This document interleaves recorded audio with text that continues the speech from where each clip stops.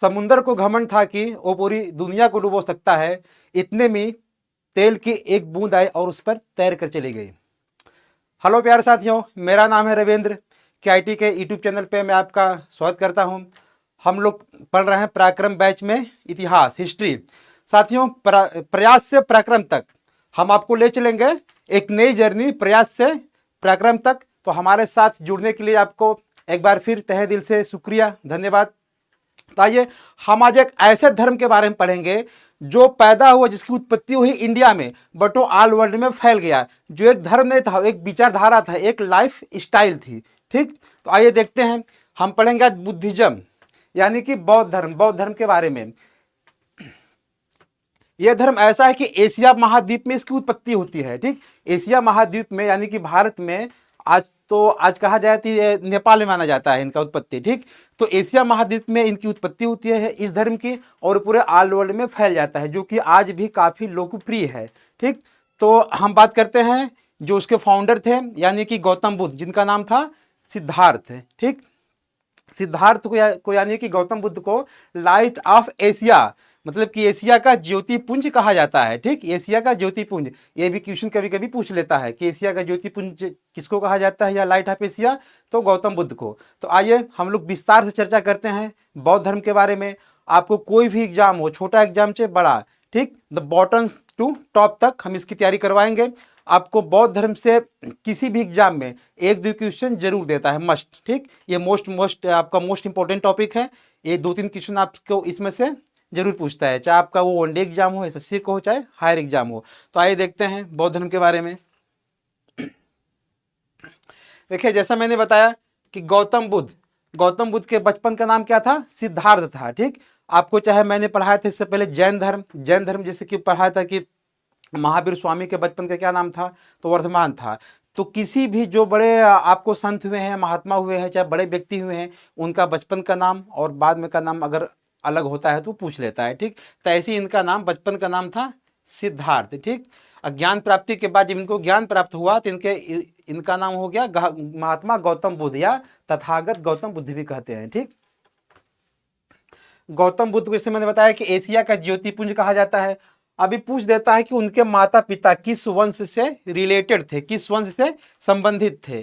ठीक, तो गौतम बुद्ध की जो माता थी महामाया, वो कोली वंश से रिलेटेड थी, कोली वंश थे। पिता जो शुद्धोधन थे, पिता का नाम क्या था, शुद्धोधन, वो शाक्य वंश के थे। ठीक, अब इनका जन्म देखे कहाँ होता है, नेपाल के इंडिया और नेपाल के बॉर्डर पे एक, आज उस समय तो देश कंट्री नामक कोई कॉन्सेप्ट था नहीं जब पैदा हुए, 6th सेंचुरी BC में, यानी कि 600 शताब्दी ईसा पूर्व में।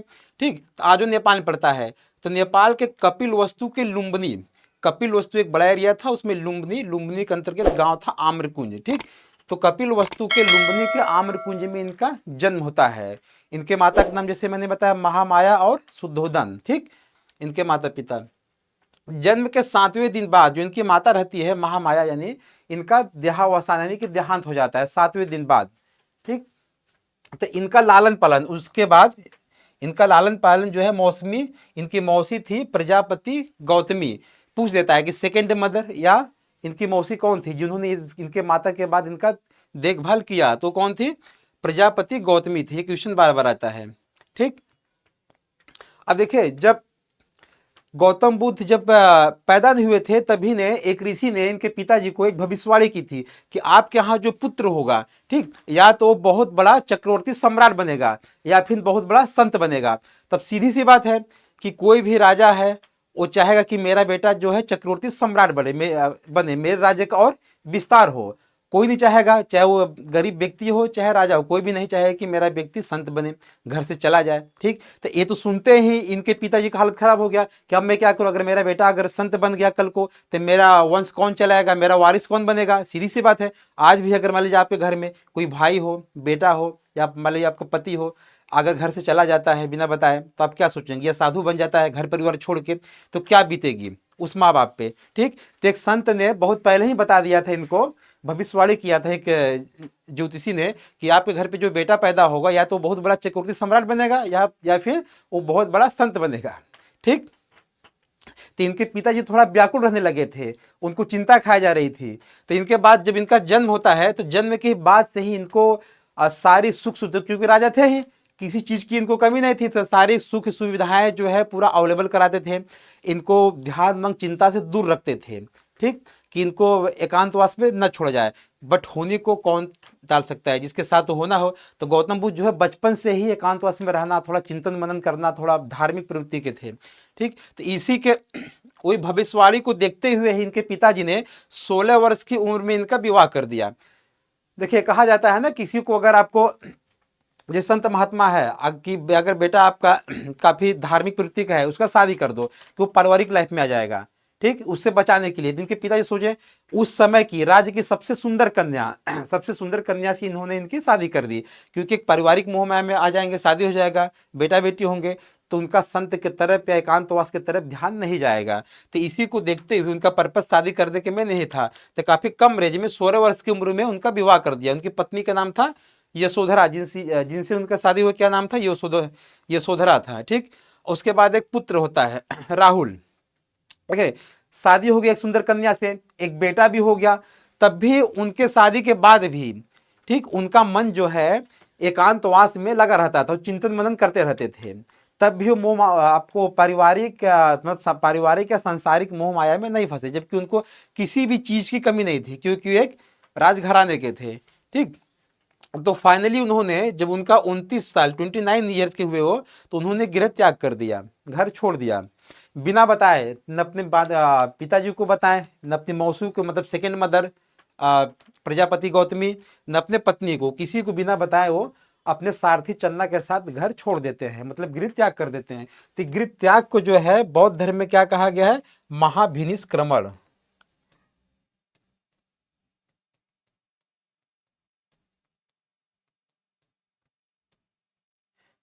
ये पूछ देता है, आगे मैं इसको बताऊंगा कि बौद्ध धर्म में गृह त्याग की घटना को क्या कहा गया है, महाभिनिष्क्रमण कहा गया है, ठीक।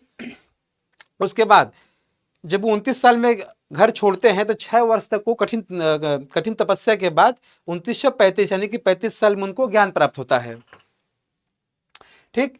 अब देखिए, गौतम बुद्ध ने घर छोड़ने के पहले काफी सारी चीज उनके साथ घटनाएं घटित हुई थी, ठीक। एक बार वो अपने मित्र के लिए उनका नौकर ही था, सारथी। अब चूंकि गौतम बुद्ध में इतना ईगो था नहीं, ईगो की बात, तो अपने नौकर या को भी मित्र समान ही मानते थे, ठीक। तो गौतम बुद्ध जब एक बार अपने मित्र चन्ना के साथ कपिल वस्तु की सैर पर निकले थे, ठीक, तो उन्होंने 4 प्रकार के दृश्य देखे। देखिए, ये मैं बता रहा हूँ गृह त्याग की घटना से पहले, घर छोड़ने की घटना से पहले की चीजें बता रहा हूँ कि घर छोड़ने के पहले क्या क्या उनके साथ हुई, कि उनका मन व्याकुल व्याकुल हो गया। फाइनली उन्होंने घर छोड़ने का निर्णय लिया, डिसीजन लिया, ठीक। तो उन्होंने 4 दृश्य देखे, ठीक। पहला उन्होंने देखा बीमार व्यक्ति सैर पर निकले अपने दोस्त के साथ, चन्ना के साथ, सारथी के साथ, तो देखे व्यक्ति बीमार है। तो उन्होंने उससे पूछा कि व्यक्ति बीमार क्यों है। तो उन्होंने बोला कि सभी को कोई कभी न कभी बीमार पड़ जाता है, कितनों चीज़ आपके साथ प्रोटीन खाए, कितनों अच्छा सुख सुविधाएं घर में हो, आप कभी न कभी बीमार पड़ जाते हो। तो बताया कि सभी को बीमार कोई ना कोई पड़ता है। वृद्ध आदमी देखे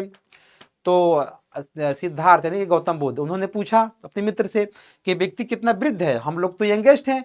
तो बोला कि सभी को एक दिन वृद्ध होना है, मतलब सभी को एक दिन ओल्ड एज मतलब वृद्ध होना है, ठीक। और उसके बाद एक मरा हुआ व्यक्ति देखे, पूछे, मरा हुआ व्यक्ति था, उसको 4 लोग कान्हे पे लेके जा रहे थे, अब 10-20 लोग उसके पीछे पीछे थे, ठीक। ये बताएं कि एक व्यक्ति ऊपर लेटा है। गौतम बुद्ध ने पूछा अपने दोस्त से कि एक व्यक्ति ऊपर लेटा है और उसको चार लोग कान्हे पर लिए हैं और पीछे पीछे रोते गाते जा रहे हैं, ऐसा क्या है। तो उन्होंने बताया कि वो लेटा नहीं है, वो व्यक्ति मर गया है। तो बोले कि मर कैसे गया, क्या हुआ इसके साथ। तो बोले कि वो बताया कि ये सभी को एक दिन मरना है, आपके साथ कितना पैसा हो, कितना हो आपके पास धन दौलत हो, ठीक, कितना अच्छा आप खाएं पिए, मगर क्या आता है, मृत्यु सत्य है। एक ही चीज जीवन में सत्य है, क्या है, मृत्यु, ठीक। तो ये जब सुने तो और व्याकुल रह गए कि मेरे पास तो राजपाट है, जब हमको एक दिन बूढ़ा होना है, मरना है, बीमार होना है, तो क्या इस चीजों का मतलब, ये सब सांसारिक सुख सुविधाओं का मतलब क्षण भर कुछ दिनों के लिए काम आने वाला है। फिर उसके बाद लास्ट उन्होंने दृश्य देखा, एक सन्यासी के देखा, ठीक, जो एक सिंपल एक वस्त्र पहने हुए था, कपड़ा, और उसके पास खाने के लिए 2-3 मुट्ठी चावल था, मतलब थोड़ा सा अनाज था जो भिक्षा मांगता था, और वो अपने आप में खुश था, कोई टेंशन नहीं दुनियादारी, ठीक। जैसा हम लोग सोचते हैं कि यार वो नौकरी मिल जाए, जॉब मिल जाए, पैसा मिल जाए, वो मिल जाए, ठीक, उसके लेके टेंशन में रहते हैं, मतलब अपना प्रेजेंट टाइम भी जो आपका अपना हम लोग अच्छे से नहीं जी पाते हैं। तो सन्यासी को देखे कि वो तो काफी प्रसन्नचित्त मुद्रा में है, उसको काफी दुनियादारी है, मोह माया से कोई मतलब नहीं है, उसके पास प्रॉपर्टी भी नहीं है या पैसे भी नहीं है, धन दौलत भी नहीं है, सोना चांदी भी नहीं है, न उतने अनाज उसके पास है, क्योंकि उस समय के थे उतने ही भिक्षा मांगते थे जितना वो खा सके एक दिन के लिए, अगले नेक्स्ट दिन फिर मांगते थे। ठीक, ऐसे चलता था। वो देखे कि सबसे अच्छा तो यही व्यक्ति, उसके पास तो कुछ नहीं है, बट वो सबसे सुखी है, मतलब क्या है कि वो सबसे प्रसन्नचित्त मुद्रा में है, कोई टेंशन उसके पास नहीं है।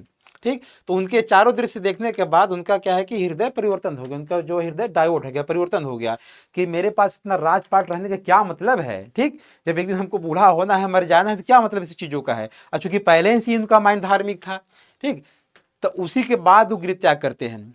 चारों दृश्य देखने के बाद जब उनका हृदय परिवर्तन होता है तो उसी के बाद जो है वो गृह त्याग करते हैं, क्योंकि एक चीजें प्रोसेस में चलती है। ऐसा नहीं है कि आपने सोचा है कि मुझको सन्यासी बनना है, रात में उठे चल दिए, चाहे दिन में उठे चल दिए।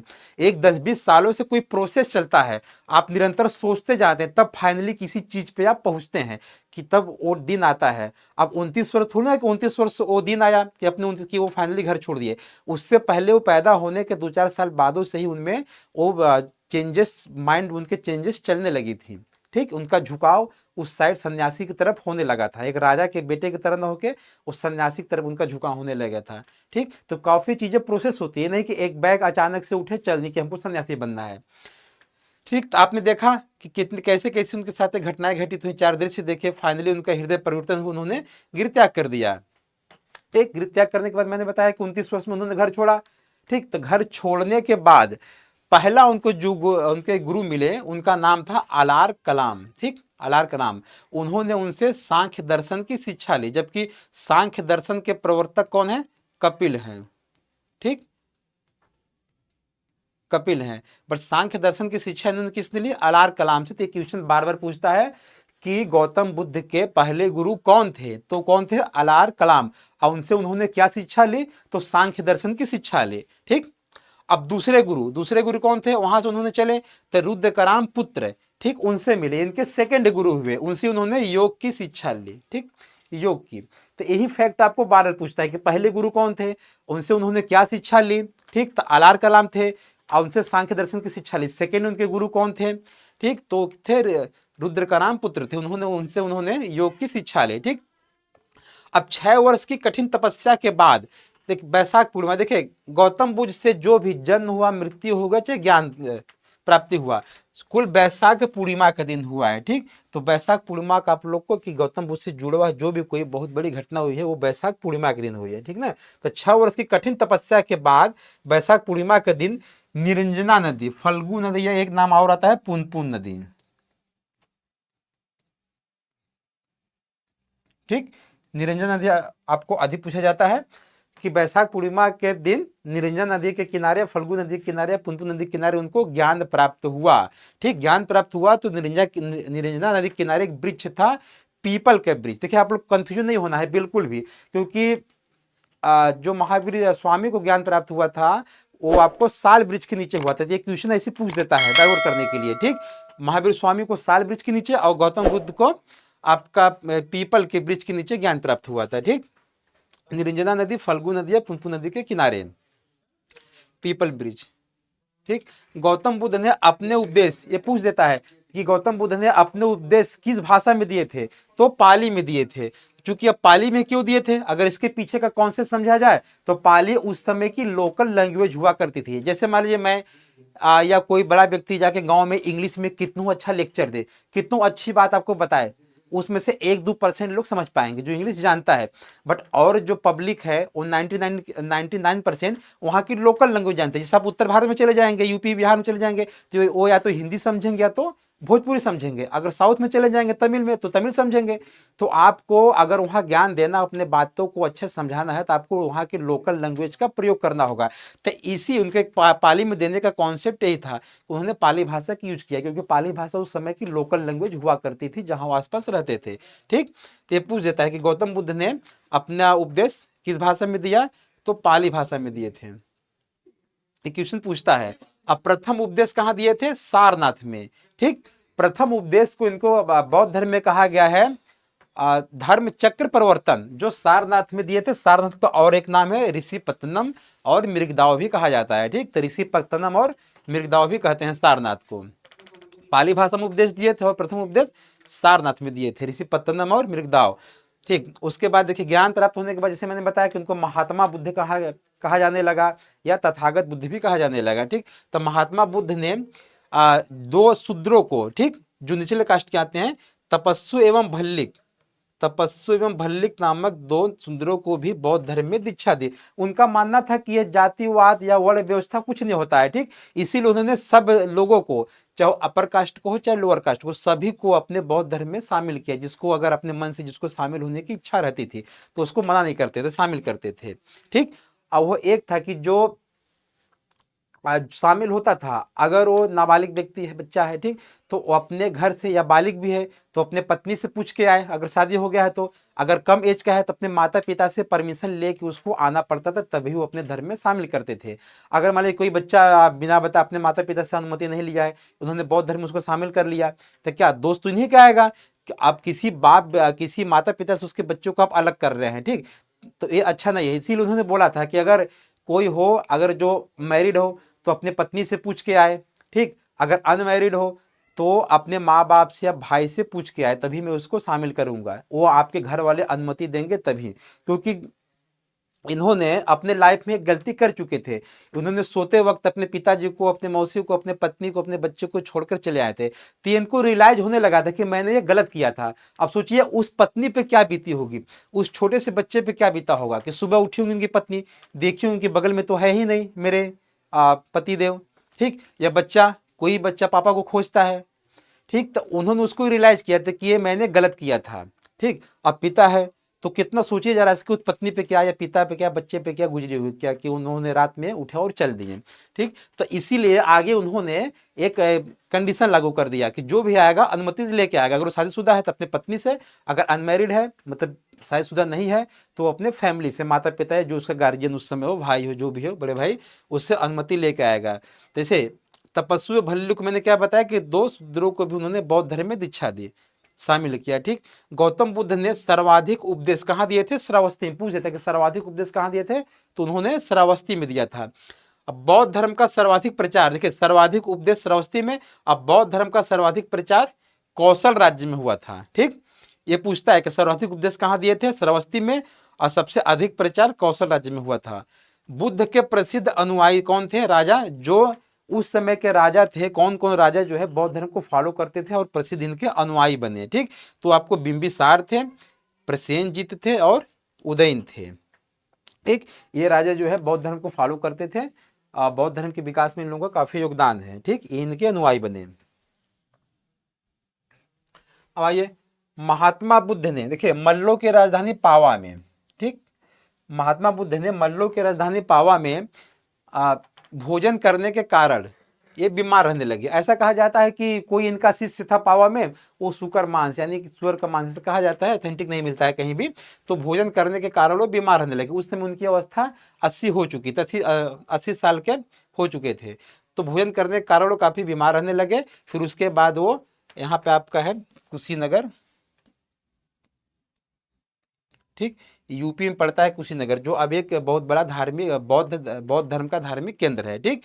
तो फिर उसके बाद पावा से कुशीनगर पहुंचे, जहां पर 80 वर्ष की अवस्था में उनकी मृत्यु हो गई, ठीक। देखिए पावा में वो बीमार पड़ने लगे खाना खाने के बाद, अपने एक शिष्य के द्वारा दिया गया भोजन करने के बाद। उसके बाद वो कुशीनगर पहुंचे, जहां पे 80 वर्ष की उम्र में उनकी मृत्यु हो गई। तो पूछ देता है कि बुद्ध जी जब मृत्यु हुआ तो कितने वर्ष के थे? तो 80 वर्ष के थे, ठीक।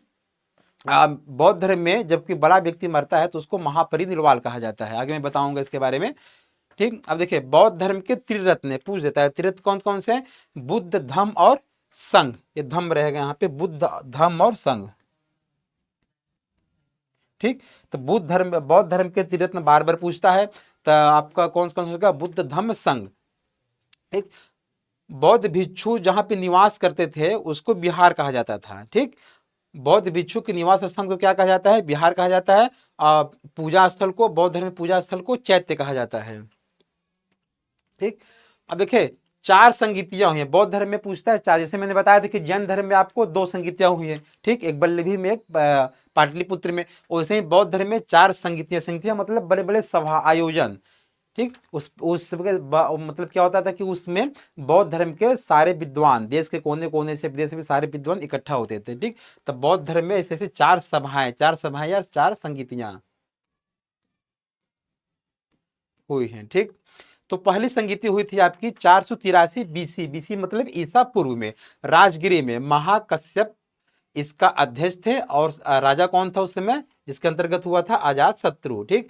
आपका सेकंड हुआ था यानी दूसरा 383 बीसी में वैशाली में, इसकी अध्यक्षता किए थे सभाकामी, और उसमें राजा कौन थे, वो उस एरिया के कालाशोक, ठीक। तीसरी आपकी हुई थी 255 ईसा पूर्व में बीसी में, पाटलिपुत्र में, उसके अध्यक्षता किए थे मोगलितिस पुष्य, राजा कौन था उस समय का, अशोक, अशोक महान।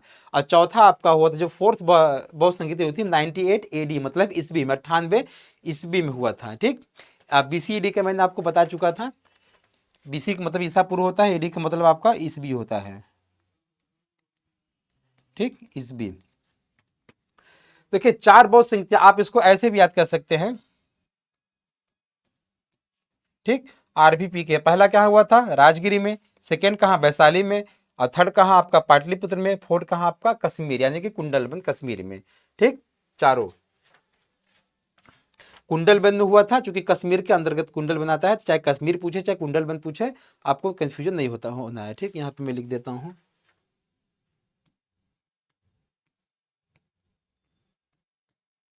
कुंडलबंद, कुंडलबंद कहाँ पड़ता है, कश्मीर में। जैसे कि यहाँ लिखा है ना कि कश्मीर, चौथा बंशुद्धि कश्मीर, तो कश्मीर के कुंडलबंद में हुआ था, ठीक। आपको डाइवर्ट नहीं होना है। अब फिर देखिए जो चौथी बौद्ध संगीति थी, तो चौथी बौद्ध संगीति में जो कि बौद्ध धर्म 2 पार्टों में डिवाइड हो जाता है, ठीक। जैसे आपका जैन धर्म श्वेतांबर और दिगंबर में हो गया था, तो उसी चौथी बौद्ध संगीति के बाद बौद्ध धर्म 2 पार्टों में विभाजित हो जाता है, हीनयान और महायान में, ठीक। ये पूछ देता है, तो हीनयान और महायान में बौद्ध धर्म जो है 2 पार्टों में विभाजित हो जाता है। अब देखिए अब महिलाओं को कब शामिल किया गया, मतलब स्त्रियों को बौद्ध धर्म में किसके कहने पर या कब शामिल किया गया, ये भी पूछता है। इनका जो प्रिय शिष्य था आनंद, ठीक ना, प्रिय शिष्य आनंद के कहने पे गौतम बुद्ध ने महिलाओं को बौद्ध संघ में शामिल किया, ठीक। प्रिय शिष्य कौन था, आनंद, आनंद के कहने पर इन्होंने गौतम बुद्ध ने बौद्ध धर्म में महिलाओं को शामिल किया, ठीक। अब देखिए बौद्ध धर्म के समकालीन जो संप्रदाय थे या कुछ रिलेटेड संप्रदाय थे उसके बारे में बात करते हैं। जैसे कि आपका था एक आजीवक संप्रदाय, ठीक। आजीवक संप्रदाय की स्थापना मखलीपुत्र गोसाल ने की थी, ठीक। ये संप्रदाय जो था आजीवक संप्रदाय, ये बुद्ध के समकालीन था, और बौद्ध धर्म में संस्कृत, देखिए आजीवक संप्रदाय जो था ये बुद्ध के समकालीन था, गौतम बुद्ध के, और बौद्ध धर्म में संस्कृत की शुरुआत कहाँ से हुआ, अभिधम्म पिटक से हुआ। मैं भी तीनों पिटक के बारे में बताऊंगा आपको, ठीक। तो जो आजीवक संप्रदाय था बुद्ध के समकालीन था, और बौद्ध धर्म में संस्कृत अभिधम्म पिटक से शुरू होता है, प्रारंभ होता है। शून्यवाद के प्रवर्तक कौन थे, नागार्जुन थे, ठीक। अब विज्ञानवाद के प्रवर्तक कौन थे, मैत्रेयनाथ थे। नालंदा तथा विक्रमशिला विश्वविद्यालय, ठीक, नालंदा तथा विक्रमशिला विश्वविद्यालय बौद्ध शिक्षा के प्रधान केंद्र थे। उसमें विदेश से भी लोग, चाइना जापान से भी लोग, चाइना से भी लोग पढ़ने आते थे, ठीक। तो नालंदा और विक्रमशिला में लोग पढ़ने आते थे। नालंदा तथा विक्रमशिला विश्वविद्यालय बौद्ध शिक्षा के प्रधान केंद्र थे, बौद्ध शिक्षा के प्रधान केंद्र थे, आपको याद रखना है, ठीक, बौद्ध शिक्षा के। बुद्ध ने मध्यम मार्ग का उपदेश दिया, बुद्ध ने क्या, इनका मोस्ट इंपॉर्टेंट है, बुद्ध ने मध्यम मार्ग का उपदेश दिया था, ठीक। बुद्ध ने कुशीनगर में सुबह, ये पूछ देता है कि बुद्ध ने अंतिम उपदेश किसको दिया था, तो सुभद्रा, देख सुभद्र नामक इनका अंतिम एक शिष्य था, उसको बुद्ध ने अपना अंतिम उपदेश दिया था कुशीनगर में, ठीक। कुशीनगर में बुद्ध ने सुभद्र नामक व्यक्ति को, अपने शिष्य को अंतिम उपदेश दिया था, ये पूछता है। अब आइए देखते हैं, जैसे मैंने देखिए गौतम बुद्ध मतलब बौद्ध धर्म के जानकारी के कोई अगर सबसे बड़ा स्रोत कहा जाए, देखिए बौद्ध धर्म की जानकारी तो कई किताबों से मिलती है, पर जो जानकारी का सबसे बड़ा स्रोत है वो तीनों पिटक ही है, ठीक। तीनों पिटक सुत्त पिटक, विनय पिटक, अभिधम पिटक। इससे बौद्ध धर्म के जानकारी का हमको सबसे बड़ा इससे जानकारी मिलती है, स्रोत है। ठीक, बौद्ध धर्म की जानकारी का सबसे बड़ा स्रोत कौन है? ये तीनों पिटक हैं, सुत्त पिटक, विनय पिटक, अभिधम पिटक। अब देखिए सुत्त पिटक में कहा आपको क्या नियम बताया गया है? सुत्त पिटक में बुद्ध के धार्मिक सिद्धांत के बारे में लिखा गया है, बताया गया है। ठीक, अब विनय पिटक में बुद्ध संघ के नियम कि कब उठना है, कब योग करना है, कब खाना है, कब साधना करना है, उसके नियम, आचार नियम विनय बताए गए हैं। ठीक ना, आचार नियम चाहे विनय, तो विनय पिटक में बुद्ध संघ के नियम बताए गए हैं। अभिधम पिटक में सुत्त पिटक के सिद्धांतों को व्यवस्थित ढंग से स्टेप बाय स्टेप क्रमबद्ध तरीके से बताया गया है। ठीक, तो अभिधम पिटक में सुत्त पिटक के सिद्धांतों को व्यवस्थित ढंग से बताया गया है। अब देखिए ये आपको काफी पूछ लेता है ना कि बौद्ध धर्म में जन्म का प्रतीक क्या है? कमल और सान। ठीक, गृहत्याग, इसे बताया गया, गृहत्याग मतलब घर छोड़ने। क्या प्रतीक क्या है? घोड़ा, और उसको क्या कहा जाता है? महाभिनिष्क्रमण। ठीक, गृहत्याग को बौद्ध धर्म में महाभिनिष्क्रमण कहा जाता है, और उसका प्रतीक क्या है? घोड़ा। घोड़ा समझ जाइए, जब गृहत्याग मतलब जाना, आपको घोड़ा क्या चलता है? घोड़ा दौड़ता है, चलता है ना, तो इससे आप समझिए कि गृहत्याग मतलब पूछे तो घोड़ा, घोड़ा मतलब चलना, यानी कि जाना, घर छोड़ के जाना। ज्ञान का पीपल, क्योंकि पीपल के वृक्ष के नीचे ज्ञान प्राप्त हुआ था, तो सीधे से आप लोग समझ जाएंगे, आसानी से चीजें आपको याद हो जाएंगी। इससे घोड़ा मैंने बताया कि जाना मतलब घर छोड़ना। ठीक, अज्ञान मतलब पीपल के वृक्ष के नीचे ज्ञान प्राप्त हुआ तो ज्ञान हो गया, तो ज्ञान का प्रतीक आपको सिंपल क्या हो गया? ज्ञान का प्रतीक पीपल हो गया, पीपल के वृक्ष। निर्वाण, ठीक, निर्वाण मतलब जो मैंने बताया था पद, मतलब कि महापरिनिर्वाण यानी कि मरना। पद चिन्ह, मृत्यु स्तूप से बड़ा, बौद्ध धर्म में कोई बड़ा बौद्ध भिक्षु या संत मरता है तो उसको स्तूप बना के, इस पे दफना के, उसके ऊपर बहुत बड़ा स्तूप बनाया जाता है। ठीक, तो ठीक है, आप लोगों ने बौद्ध धर्म के बारे में अच्छे से देखा। ठीक, अब हम नेक्स्ट वीडियो में बौद्ध धर्म के जो प्रीवियस क्वेश्चन है उसको लेके आएंगे कि जो पहले एग्जामों में कैसा पूछा जाता है, क्या उसका लेवल रहा है क्वेश्चन का, कि आपको आसानी से चीज़ें आ सके। तो ठीक है साथियों, ऐसे के साथ आपसे विदा लेता हूँ। अगर हमारी वीडियो आपको पसंद आई हो तो उसको चैनल को सब्सक्राइब करें और लाइक करें। धन्यवाद, मिलते हैं अगले वीडियो में।